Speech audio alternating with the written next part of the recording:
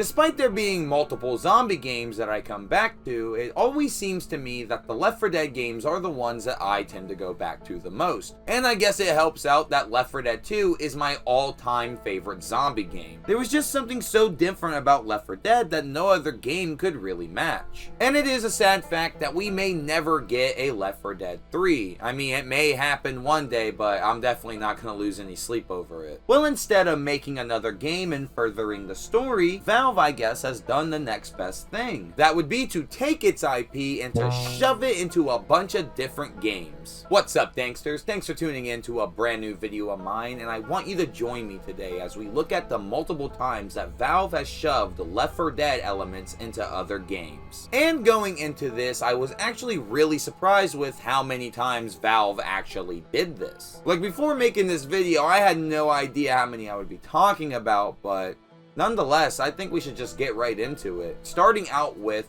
the Resident Evil 6 collab with Left 4 Dead 2.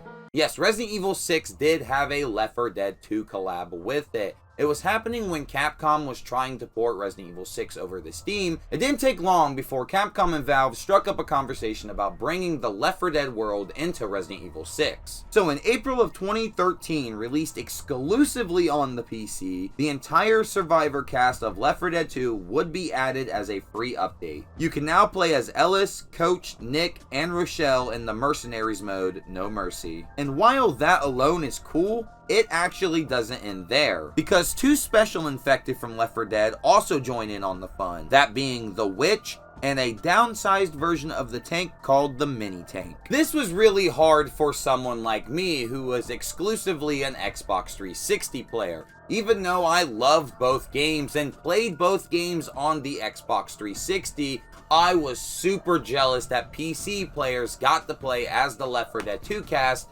and Resident Evil 6. And it's not like that the 360 version couldn't have gotten this update. Left 4 Dead was exclusive to the Xbox 360, so something definitely could have been worked out here. However, to my knowledge, all the playable characters here are just reskins of the Resident Evil 6 characters.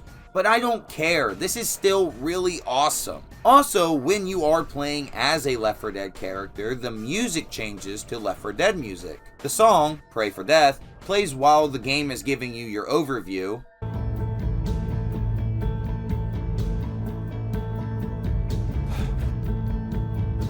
And then once the match starts, the song Midnight Ride begins to play.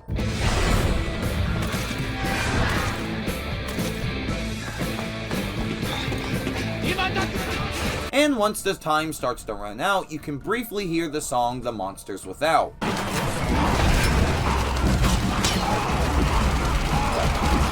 And when the match is over, the song that plays at the end of every Left 4 Dead campaign will start to play as well.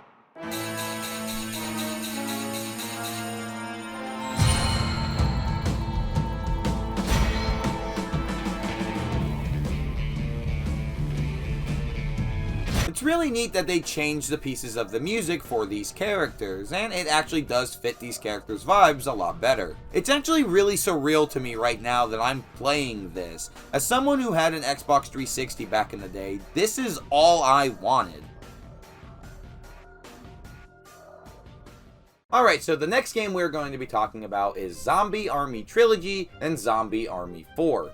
Specifically Zombie Army 4, because that's the one I played. Both games received both survivor groups from both Left 4 Dead games. Wow, that was a mouthful. And just like in Resident Evil 6, the characters are reskins of classes that already exist in Zombie Army 4. But now, you can play as the Left 4 Dead crew. And unlike Resident Evil 6, this is not a PC exclusive. I was able to download both packs of DLC on my PlayStation 5 and play as both groups of survivors. I will say it is a little surreal to play anything Left 4 Dead related on a PlayStation, but this is still really cool nonetheless. But yeah, all 8 survivors are here and playable. It is just a little jarring that the survivors make the zombie army survivor noises instead of their own like they did in Resident Evil 6. But I guess it doesn't matter in the long run because I still get to play as Ellis mowing down waves of zombies. It's actually really cool.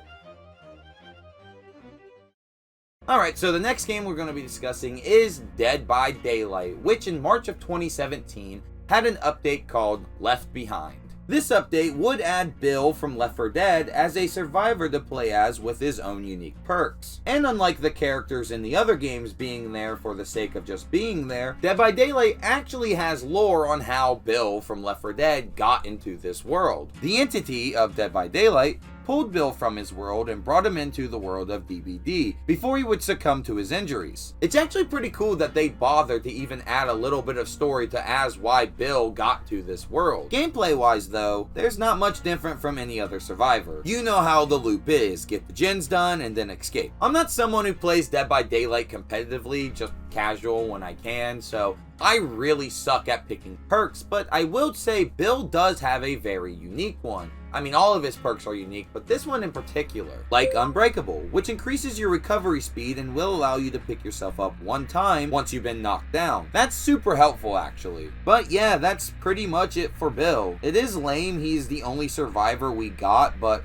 we did get cosmetics of the other survivors from Left 4 Dead as well here. I personally have no idea how to unlock them, so thankfully there was a stranger I played with that had them on so I could at least show them off to you in this video. Alright, we're going to be getting right into the next game, that being Dying Light. Now, I just need to set the tone for you, set the stage, if you will. You take a game like Dying Light, and then you tell me that it is collabing with Left 4 Dead 2? Oh my god, that is like a dream come true to me. So you can imagine how excited I was to hear that yes, Dying Light was officially getting a collaboration with Left 4 Dead 2. That being a weapons pack.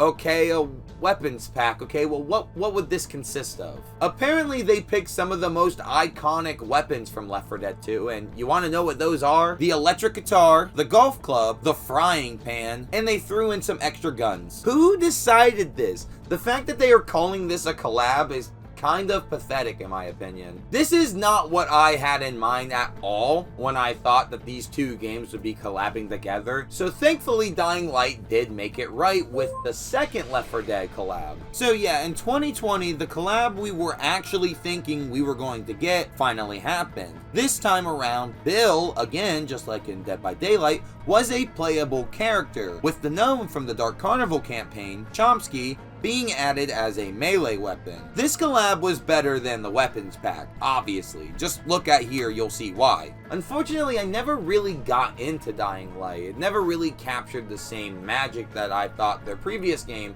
Dead Island, did. So I haven't messed around with these DLC packs, but they do look like a lot of fun, especially the second one. And going back, looking at it now with hindsight, I mean, this was just my reaction at the time when they announced the weapon pack. I was like, what the fuck? But going in, it is kind of cool that still, even the part of Left 4 Dead 2 did make it into Dying Light. Alright, so for the next game we're going to be looking at is another game I played a lot on the Xbox 360.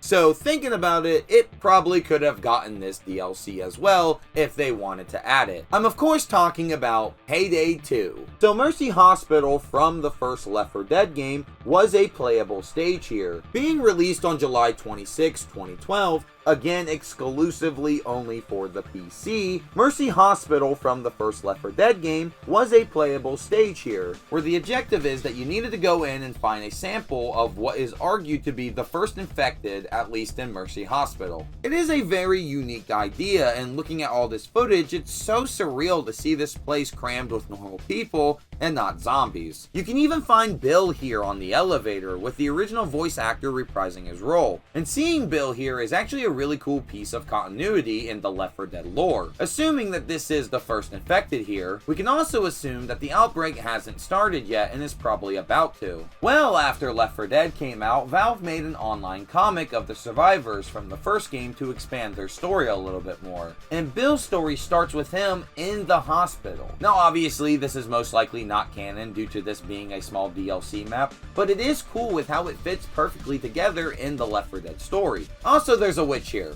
I'm not sure why, but she makes an appearance.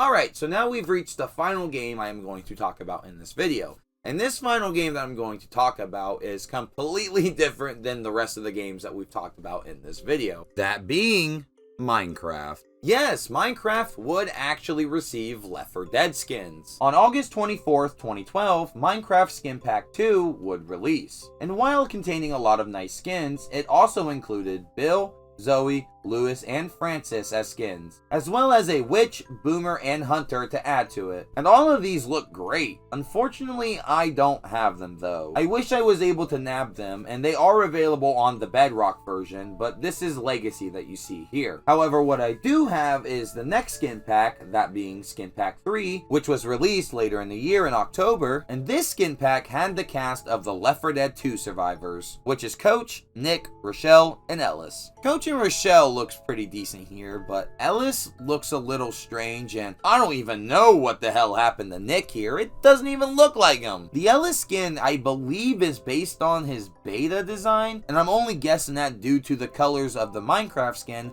matching his beta skin. Now, when you are a kid, you can look at a lot of issues and pretty much just accept things on how they are. But even as a kid, looking at Nick and Ellis here, I could definitely tell something was off. And it's always kinda bothered me the way they look. It just feels like after a while the Minecraft Skin Pack team just stopped giving a shit on how they look before ramping it back up a couple years later. I don't know, my little pet theory. Alright Danksters, that's going to do it for me. That was a look at Left 4 Dead characters or Left 4 Dead elements in different games. Now, like I said earlier, I was exclusively an Xbox 360 player. I couldn't really afford a decent PC. So I was really bummed out when a lot of these games, especially games that I played on the console like Payday 2 and Resident Evil 6, never got any of the Left 4 Dead 2 collabs. But years later, as you can see, I have this PC with beautiful Monica on it. I was finally able to relive some of the stuff that I've seen all of these years and had just been wondering about. But Danksters, let me know what you thought about this video in the comments down below. Did you know about any of these Left 4 Dead collabs? Were you there day one when they came out, or were you just as jealous as me that you couldn't play them? Mostly because you didn't have a PC that could run them. Let me know everything in the comments down below, and I'll get to ya when I get to ya. All my socials are in the description down below, as well as the Discord and Patreon. If you subscribe to the Patreon/memberships, you get exclusive content. I have my full Sonic video that I did. I took both parts and put them together and put it up as a members only /Patreon exclusive. So if you are interested in donating to the channel or donating to the Patreon, you will be getting exclusive stuff over there. I'm working on more stuff as we speak. Just give me time, but right now we do have that exclusive video for you guys. So if you want to do that, consider doing it. It would help out a lot. But if there is one thing I can get you guys to do, please, is to hit that subscribe button and the bell for post notifications, because I wouldn't want you to miss a single upload of mine, and it would take like 10 seconds, and both of these options right here are 100% free. If you guys are watching this on a phone, could I get you to hit that hype button? What does the hype button do? Well, that's a good question. All the hype button pretty much does is pushes the video out into the algorithm more, lets people know that, hey, people are watching this and that other people should watch it. So if you would do that, I would greatly appreciate it. Alright, Danksters, that's going to be it for me. Just remember, you're not going to get this kind of content anywhere else, and you want to know why? Because that's the Dankers difference.